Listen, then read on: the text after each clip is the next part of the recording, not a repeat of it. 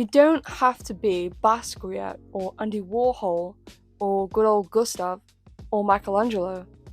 You don't even have to be an artist to make art. When people say, "I can't even draw a stick man," it makes me feel really sad, because why has art society gotten to the point where there are people who can't make it? Why has art been bottled up and labelled and sold to consumers? Why have people been so put off by making art themselves that they have to ask a robot to do it? Why have so many people turned against artists? I can explore some of that stuff in this video essay. You can definitely figure out by the title of this video that I'm going to be talking about generative AI usage at some point in this video, but before that I'm going to talk about my own journey, and then you'll hear about AI, and then you'll hear about all the stuff that comes after. I'm going to be talking about what makes art and why art is important in society. But let me get one thing straight: AI isn't bad. It can be used to detect cancer, meteorites, weather patterns, to map methane emissions, all sorts of useful stuff. But what isn't useful is when it's used in such a way that it threatens people's safety online and in real life. It isn't useful when usage ups electricity bills, wastes water, or causes our intelligence to crumble. But now, let's begin the video. I'm also going to start the video off by doing this big bit about me and my personal art journey, which I think might be inspiring or helpful for some people, I guess. But if you really aren't here to listen to that, then just skip ahead to the next part. I don't care. Sup peeps? So I was a cringy. So let me just start off by saying that nobody has a secret power or natural ability to draw good. Yes, some people might be able to notice patterns or colours better than others, but that does not automatically make them artists, and that doesn't automatically make the people who don't notice every pattern or colour not able to be artists. When I was like 5, all I could draw was potato people. That's basically the basics for everybody. Everybody draws like that at that age. There is infinite possibilities for learning. When I was 10 and I was drawing myself in my after school club with big eyes and 3-fingered stub hands and rectangular shoulders and clothes that were vacuum sealed to my body, I didn't think that I could get any better than that. I wished in my tiny little brain that I could get better at art. I wanted to be like all those people that I saw on the internet, but I just couldn't draw. I felt like I could never get better. But guess what? I got better! At 14 to 15, I was just drawing JoJo and trying as hard as I can to practice, because I knew that was the only way to get better. And to myself, I couldn't see any progress. I still didn't understand line art or color theory or backgrounds or lighting or anything, but I was still drawing and I developed a style. Even before that, I'd shown progress. I just couldn't see it. And even now, as I'm growing constantly, finding ways to make things easier or more fun or meaningful, I've learned so much. And I still don't fully grasp lighting or backgrounds or anatomy sometimes, because I am still young. I am learning. I will not ever stop learning. Practice, learning, progress takes years and years of work. And not even work, play. Playing is the best way to make progress. If you want to draw more often, or you're trying to work on your style, or doing whatever, but you don't want to put in the effort, it's safe to say that you're not going to get any better. You've got to try something, you've got to play, you've got to keep on creating, even if you aren't happy with it. But let's move on to something else now. So check out this ass watermelon table. Watermelon chair, watermelon chair, fuck no, it's a watermelon table, watermelon table, watermelon table, watermelon table. I'm done talking about myself, I promise. Okay, here's the big one, the big question, the big catch. What's wrong with generative AI? It's something we've been seeing a lot of these days, people talking about it, But what is the real problem with it? Nobody seems to like it. Some people are obsessed with it. Some people have developed grudges against artists over it. But I want to get one thing very, very clear, and Lavender Town put this very well. If you try at art, if you really want to create, but you feel like you aren't good enough, if you hate artists for being stuck up or whatever because they're born with the talent and you're using AI to generate pictures for you, then you're being exploited by the AI companies. You might have a drive to make art, and there's nothing stopping you from picking up a pencil and starting right now, apart from your own thoughts telling you that you can't. But you can. Trying is free, but these AI subscriptions will cost you, obviously. They want to get money from you because they know you aren't confident in your art. And I'm saying you as like talking to a person who fits this description. This might not necessarily be you. But of course, that's not the only thing wrong with generative AI. Here's another issue. It's so wasteful. Generating one image can consume between 5 to 50 liters of water, and that's not even counting the videos. Imagine the videos. These AI servers need water to help cool them down when they get overheated. And my iPad gets boiling when I fire up CapCut, so I can't imagine how things are at Meta.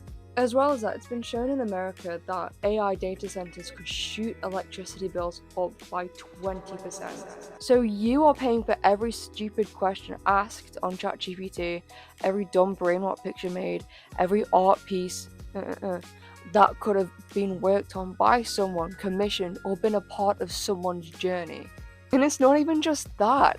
Have you seen the size of these data centers? Have you seen how much land is being cleared to make them? In an article I read, it stated that creating a 2-kilogram computer requires 800 kilograms of materials. And the microchips that power them are made from rare earth materials that are mined in really destructive ways. Data centers create a disgusting amount of waste, most of which contains lead and mercury. And if you didn't know, those can make you very ill. Some of these centers are in very close proximity to people.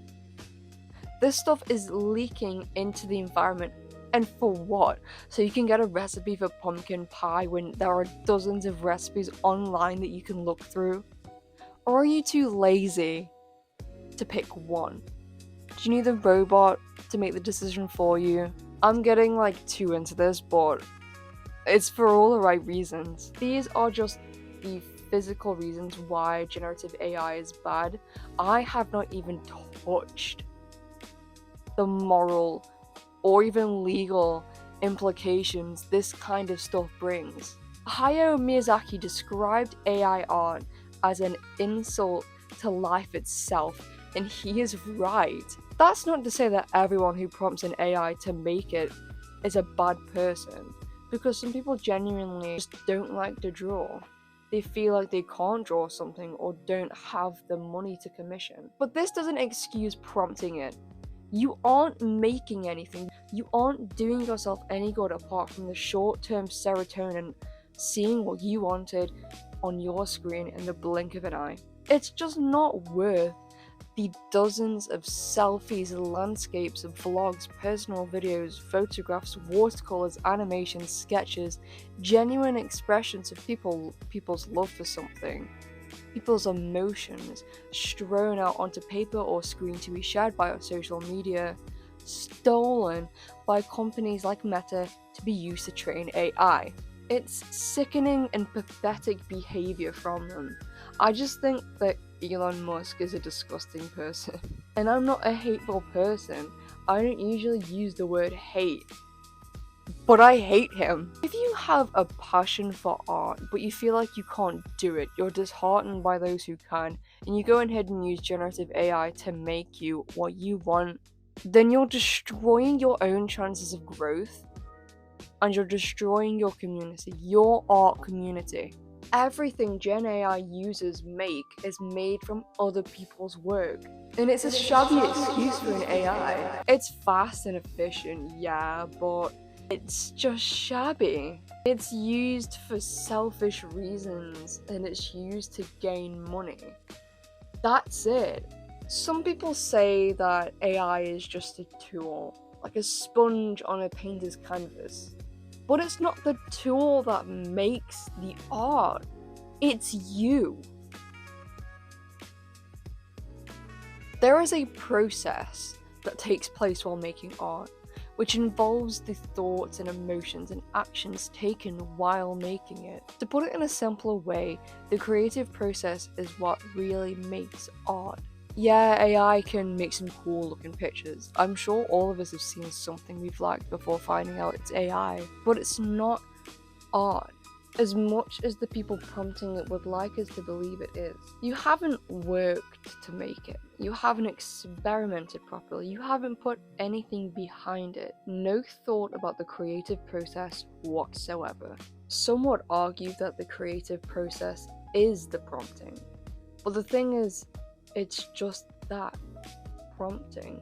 You're writing a sentence describing what you want. When I go to my favourite place to eat and I order my favourite meal from there, a waffle topped with southern fried chicken, bacon, and maple syrup, but when I say, "Can I have that without bacon?" I'm not the one making the food. Just because I customized it doesn't mean I made it. The cook makes my food for me. And when I get it, I don't claim that I made this myself, every bit of it, because that isn't true. So when you prompt an AI to make you a picture, you're not the one making it. You're describing what you want to a chef and being served a dish that they made for you. When you think of great pieces of art, you might think of the Mona Lisa. It took days to finally get her perfect expression, so it could be immortalized through oil paint. You might think of Electric Fan, which is one of my favorite pieces, which is an example of how the creative process makes the art. John didn't make the fan, obviously, but the fan has meaning. It was the only one of his boyfriend Stephen Boskovich's belongings that remained when he sadly passed away due to AIDS-related complications. So John encased the fan in a plexiglass case and created holes for the air to escape, a way to help the viewer interact with the piece, as if feeling Stephen's presence and touch after his death. He immortalized his ex-lover's last possession remaining, to feel his presence, to bring spotlight to how terrible the AIDS epidemic was. When you think of art, you might think of someone's fan art with the style they've worked on for years to make it right for them, drawing a character that brings them joy. You might think about an animatic, event piece, a musical, a sculpture, a building, all of which has some kind of work, play, and backstory to it. That's what makes art. The humanity behind it makes it art. The story. And you can make it. Everybody can make it. There is no rules on how much talent you need, how you make it. There's only you and whatever tool you're using to put yourself out there. But unfortunately, that tool should not be a prompt on the screen. Why is art important? Who gives a gaff?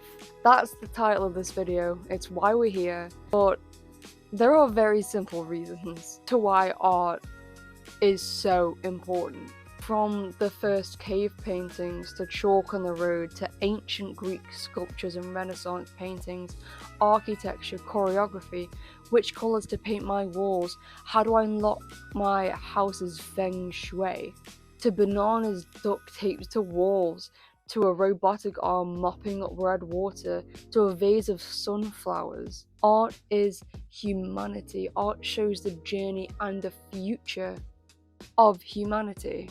It describes the joys and pains of the present and explores the challenges of the past, or something that someone finds interesting. Art overall is freaking awesome. It sparks a conversation. It is the conversation. It inspires others. It gives people hope and power and courage to stand up to oppression. It gives people a space to explore themselves, space to grow. Some art isn't for everyone, and some people love all art. We all make our own type of art and we all need art to survive. Everything you see is made from art, from someone in the past sketching on their desk a new type of toothbrush or plant pot or t-shirt design or an apartment building. It's everywhere and it's us. There is no world without art, whether you get it or you don't. And when you go to a modern art gallery and you see a splash of colour on a white canvas, or a blue square and a red square, and you say, I could do that. That's not art. Yes, you could. And yes, it is. I think I've covered everything I wanted to cover, so I think it's time to start the end of the video. I've been wanting to make this one for a while and it's been on the back of my mind constantly, so this has been a treat to make. I'm sorry if halfway through the video, like, the lighting changed or like my voice changed, like I just went to eat, man. Thank you so much for watching and I hope that you learned something or felt inspired or something from this video. Keep the peace and bye bye!